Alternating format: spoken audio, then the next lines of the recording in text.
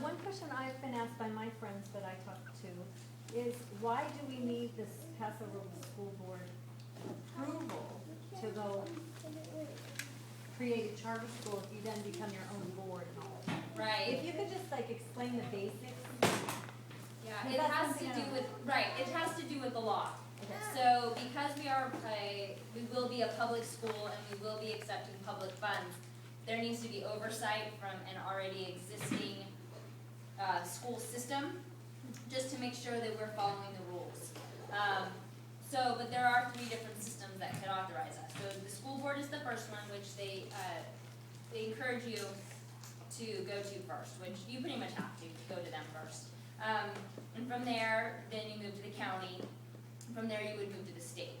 So if we went all the way to the state, we would still be, the state would authorize us, but then the district would actually be responsible for the oversight for us. Okay, so they do So we're have just an gonna go involvement. Back in to it. the So beginning. the Yes. answer is they have to have an involvement in it, even though Right, so just an this, overseer.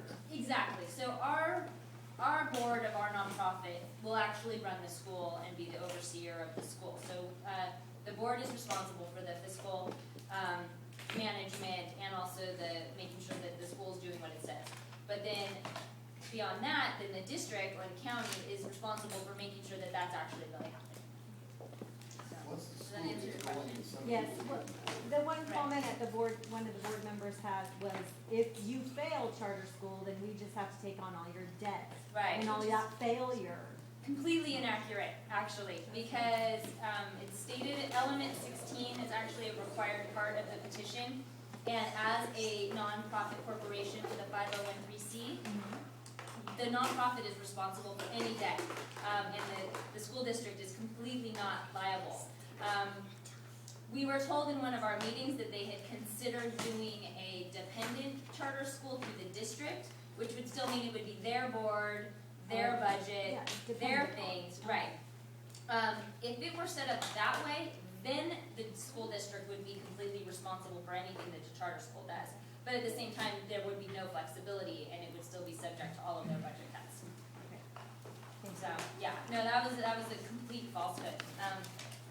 We don't have our determination letter yet for the 501(c), but that is because it's the IRS and it takes at least 6 months to get that, so we've not received that yet.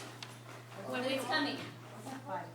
The 501(c) determination letter, which makes us truly tax exempt and nonprofit.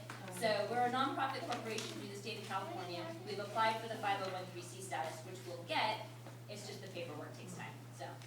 Just as an example too, when at the convention last year, the lawyers equated it to Walmart exists on one block and Target wants to go in across the street. The law has made it so that Target has to go ask Walmart for permission to exist and take some of their customers and possibly use some of their land and probably offer a better program.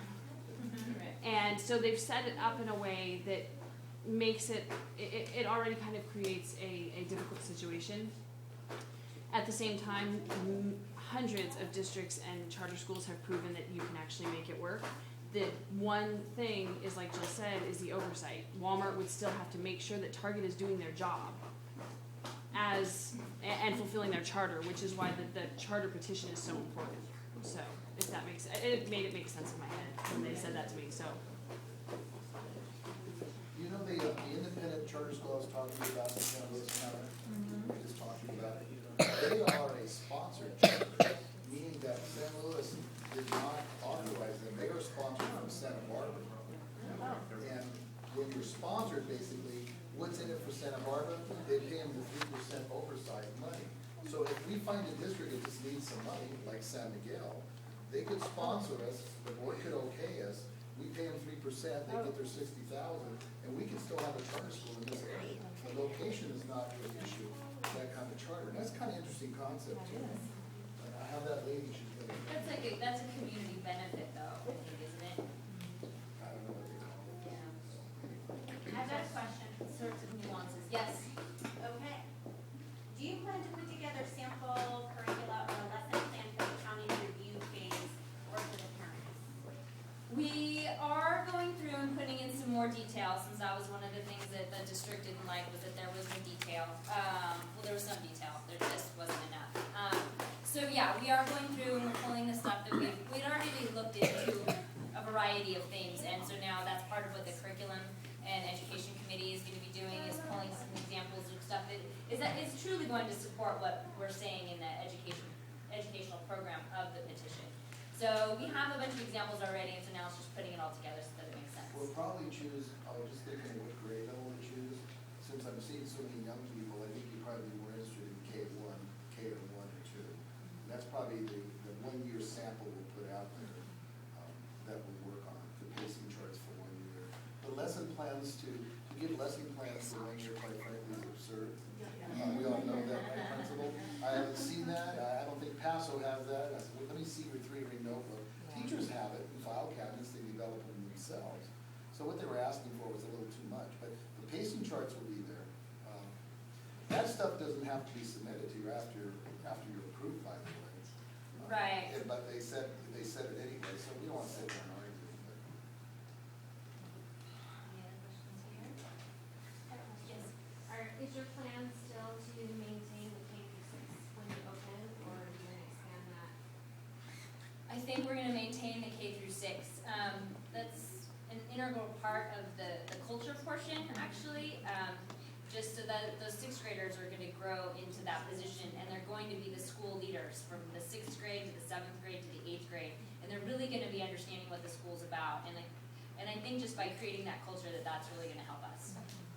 And in addition to that, it's 7th and 8th grade is just a completely different program to set up. And so once we can get the K6 working, then we can add that portion in afterwards as well. So that's kind of a twofold reasoning behind that.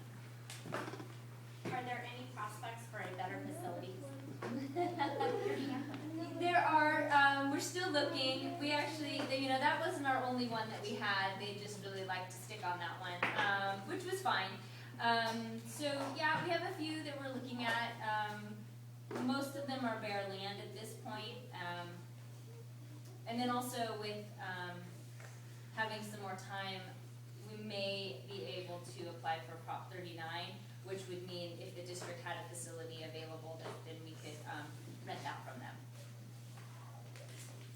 Was there something that was over by Lowe's?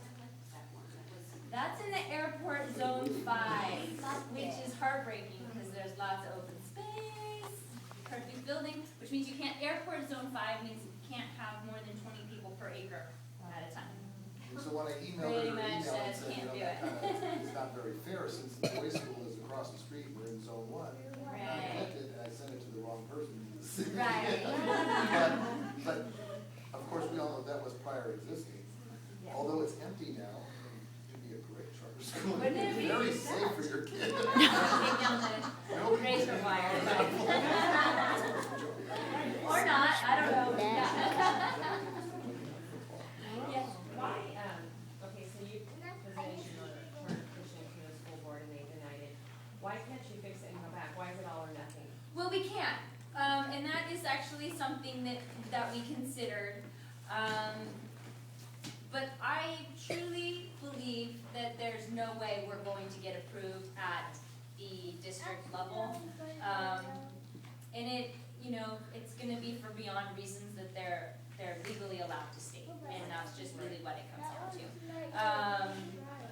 I know. You can, it's just, We it's gonna be can. better to go the other route. The board Yeah. discussed that They're just last gonna meeting.